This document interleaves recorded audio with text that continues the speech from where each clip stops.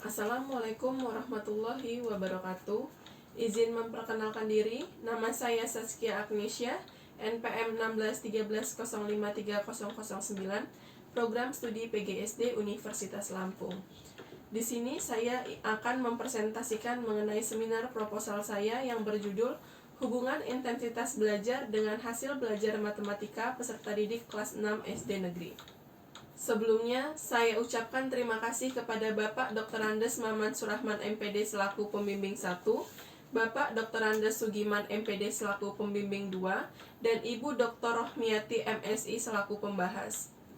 Baiklah, di sini proposal saya berisi 3 bab. Yang pertama, bab 1 pendahuluan, bab 2 tinjauan pustaka, bab 3 metode penelitian. A. Latar belakang masalah.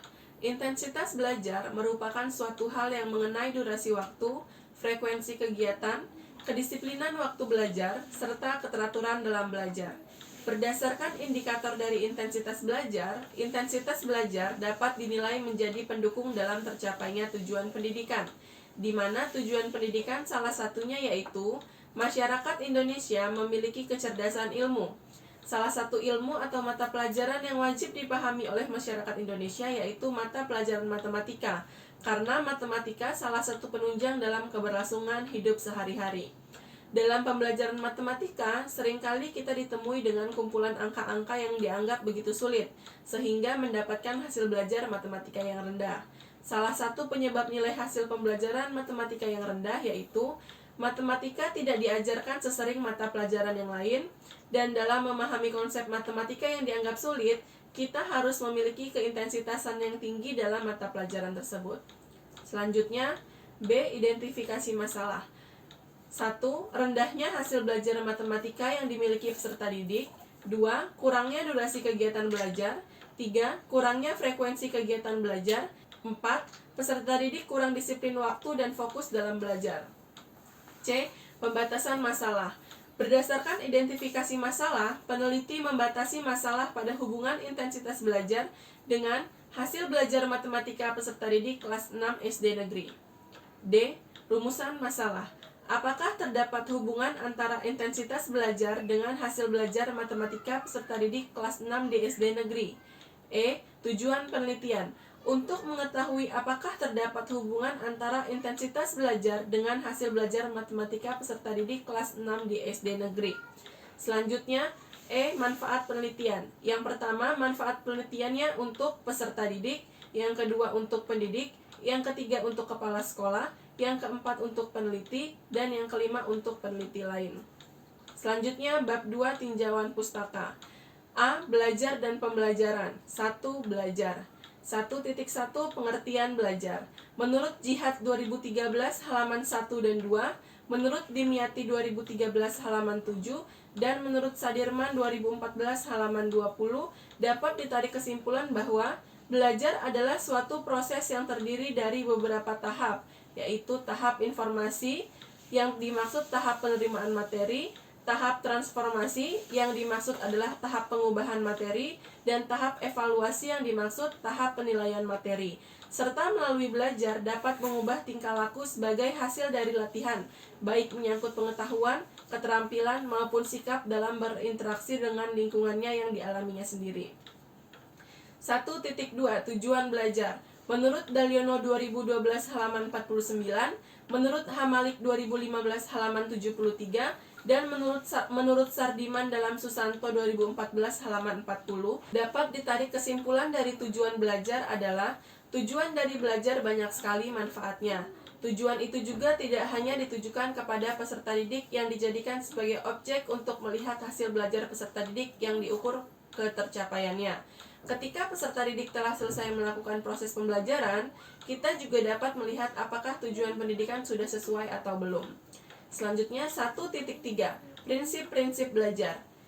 Menurut Slameto 2015 halaman 27, menurut Suprijono 2009 halaman 4, menurut Jamrah 2011 halaman 95, dapat ditarik kesimpulan bahwa prinsip belajar merupakan proses yang dilakukan berdasarkan pengalaman, berbuat, mereaksi, dan melampaui yang mana pengalaman yang diperoleh dari lingkungan dan beragam mata pelajaran yang bertujuan untuk adanya perubahan tingkah laku dan memberikan pengaruh yang besar terhadap hasil belajar peserta didik. 1.4 Ciri-ciri belajar. Menurut Jamarah 2012 halaman 15, menurut Anu Rahman dalam Perwati dan kawan-kawan 2018 halaman 7, dapat ditarik kesimpulan bahwa ciri-ciri belajar adalah dapat terjadi karena disadari dan dijalankan oleh individu yang belajar, dan belajar ditandai dengan adanya perubahan tingkah laku. 2. Pembelajaran. 2.1 Pengertian pembelajaran. Menurut Rusman 2012 halaman 21, menurut Surya dalam Kosasih 2013 halaman 21, menurut Al-Tabani 2014 halaman 19, dapat ditarik kesimpulan bahwa pembelajaran merupakan suatu proses interaksi yang terjadi antara pendidik dan peserta didik dalam suatu proses belajar, dengan mengharapkan adanya perubahan tingkah laku peserta didik. Pembelajaran juga dapat diartikan sebagai bantuan yang diberikan pendidik agar dapat terjadi proses perolehan ilmu pengetahuan, penguasaan, kemahiran, serta tabiat dan pembentukan sikap kepercayaan pada peserta didik. Selanjutnya, 2.2 Komponen pembelajaran. Menurut Zain dan kawan-kawan dalam Kosasih 2013 halaman 30, menurut Sumiati dan Asra 2009 halaman 3, dan menurut Rusman 2015 halaman 25-26, dapat ditarik kesimpulan bahwa komponen pembelajaran yang sangat penting dalam pembelajaran yaitu terdiri dari pendidik, peserta didik, materi pembelajaran, model pembelajaran, media pembelajaran, dan evaluasi pembelajaran. Hal tersebut sangat erat kaitannya dalam pembelajaran, karena pembelajaran merupakan hasil integritas dari beberapa komponen yang memiliki fungsi tersendiri agar tercapainya tujuan pendidikan. Selanjutnya, 2.3 Tujuan pembelajaran. Yang pertama, menurut Dahar dalam Kosasih 2013 halaman 28, Blum dalam Kosasih 2013 halaman 28, Kosasih 2013 halaman 28. Kesimpulannya, tujuan pembelajaran adalah upaya membekali diri peserta didik dengan kemampuan-kemampuan yang bersifat pengalaman, pemahaman moral, dan keterampilan sehingga mengalami perkembangan yang positif. Selanjutnya, 2.4 Ciri-ciri pembelajaran.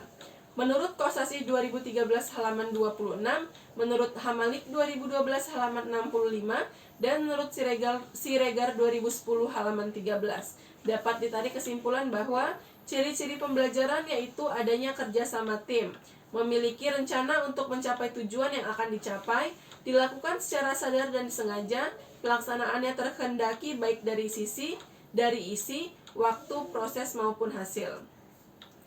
Selanjutnya, B. Hasil belajar. 1. Pengertian hasil belajar. Menurut Susanto 2013 halaman 5, menurut Kunandar 2013 halaman 277, menurut Sujana 2009 halaman 3, dapat ditarik kesimpulan bahwa hasil belajar merupakan suatu perubahan tingkah laku. Untuk mengukur seseorang sudah belajar atau belum, dapat dilihat dari hasil belajarnya pada setiap ulangan harian. Selagi mau berusaha untuk belajar, maka individu tersebut akan mendapatkan suatu hasil dari belajar. 2.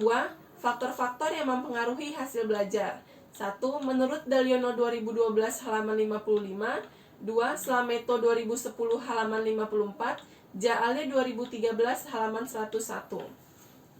Dapat ditarik kesimpulan bahwa faktor-faktor yang mempengaruhi hasil belajar baik dari dalam diri yang meliputi kesehatan, inteligensi dan bakat, perhatian, minat dan motivasi, namun ada juga faktor dari luar diri yang meliputi lingkungan keluarga, lingkungan sekolah, serta lingkungan sosial masyarakat. 3. Macam-macam hasil belajar. Menurut Blum dalam Nana Sujana 2008 halaman 23-29, menurut Howard Kingsley dalam Sujana 2010 halaman 22, menurut Slameto 2003 halaman 275, dapat ditarik kesimpulan bahwa hasil belajar adalah perubahan yang didapatkan secara menyeluruh yang bukan tertuju hanya kepada satu aspek saja, melainkan meliputi kemampuan kognitif, afektif, serta psikomotorik. C. Matematika. Pengertian matematika. Menurut Susanto 2014 halaman 185, menurut Suwangsih dan Tiurlina 2010 halaman 3, serta menurut Badan Standar Nasional Pendidikan tahun 2006. Kesimpulan, matematika adalah suatu ilmu yang tersusun dengan konsep-konsep yang bersifat abstrak, yang didapat dari pengalaman secara rasional dengan penalaran melalui manipulasi bahasa matematika. 2. Tujuan pembelajaran matematika di SD menurut Permendiknas nomor 22 tahun 2006, menurut Susanto 2013 halaman 189, menurut Aisyah 2007 halaman 1 sampai 4. Dapat ditarik kesimpulan adalah tujuan matematika di sekolah dasar untuk mengembangkan kemampuan abstraksi matematika peserta didik dalam hal menghitung dan menggunakan rumus matematika yang digunakan dalam kehidupan sehari-hari. Selanjutnya, ciri-ciri pembelajaran matematika SD. Menurut Suwangsi 2006 halaman 25-26, menurut Suherman dan kawan-kawan tahun 2006 halaman 55, dapat ditarik kesimpulan bahwa ciri-ciri pembelajaran matematika SD memiliki metode pembelajaran dengan mengkonkretkan apa-apa yang abstrak. Metode pembelajarannya seperti berbentuk spiral, di mana materi pembelajaran yang telah diajarkan dengan apa yang akan diajarkan saling berkesinambungan, memberikan pemahaman dari yang umum menuju yang khusus, dan pembelajaran matematika adalah pelajaran yang bermakna konsep. D. Intensitas belajar. 1. Pengertian intensitas belajar. Menurut Kamus Besar Bahasa Indonesia 2008 halaman 560, menurut Sujana 2005 halaman 19, serta menurut Selang dan kawan-kawan 2015 halaman 92. Dapat ditarik kesimpulan bahwa intensitas belajar adalah suatu hal pendukung dalam keberhasilan belajar. Intensitas adalah kedisiplinan waktu dalam belajar yang dimiliki oleh peserta didik, keteraturan-keteraturan dalam belajar, perubahan dalam pengetahuan, pemahaman, keterampilan nilai, dan arah sikap. 2. Indikator intensitas belajar.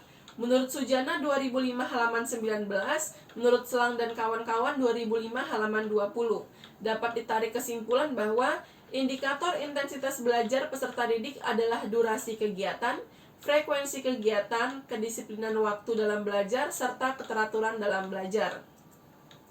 Bentuk-bentuk intensitas belajar. Menurut Jamarah 2002 halaman 10-22, bentuk-bentuk intensitas belajar terdiri dari 5. Yang pertama, belajar dengan teratur. Yang kedua, disiplin dan bersemangat. Yang ketiga, konsentrasi.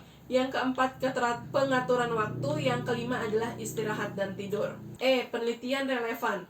Penelitian relevan pada proposal ini ada 4. Yang pertama, Tempu Surahman halaman 2014, yang kedua Yulianto dan kawan-kawan 2013, Salamah 2011, Septi Ningsih dan kawan-kawan 2015.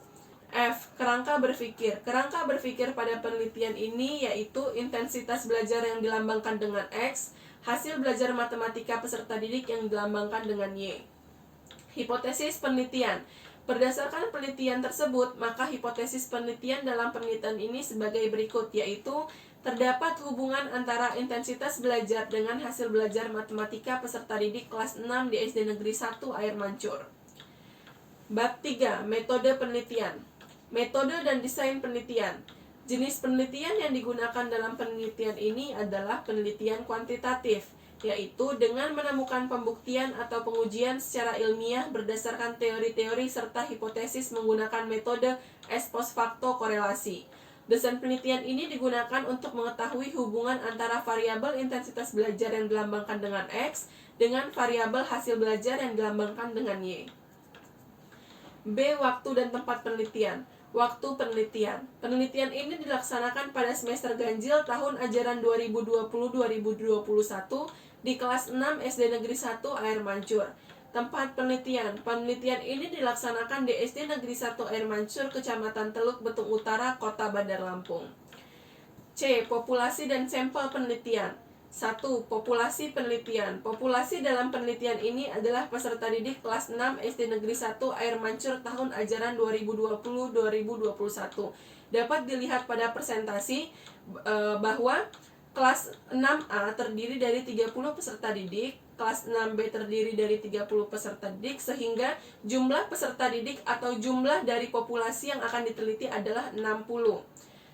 2. Sampel penelitian. Sampel yang digunakan dalam penelitian ini adalah dengan menggunakan total sampling, sehingga sampel dari penelitian ini sebanyak 60 peserta didik. Selanjutnya, variabel penelitian. Variabel bebas. Intensitas belajar peserta didik kelas 6 SD Negeri 1 Air Mancur yang diberi lambang dengan huruf X, dan variabel terikatnya adalah hasil belajar matematika peserta didik kelas 6 SD Negeri 1 Air Mancur yang diberi lambang dengan huruf Y.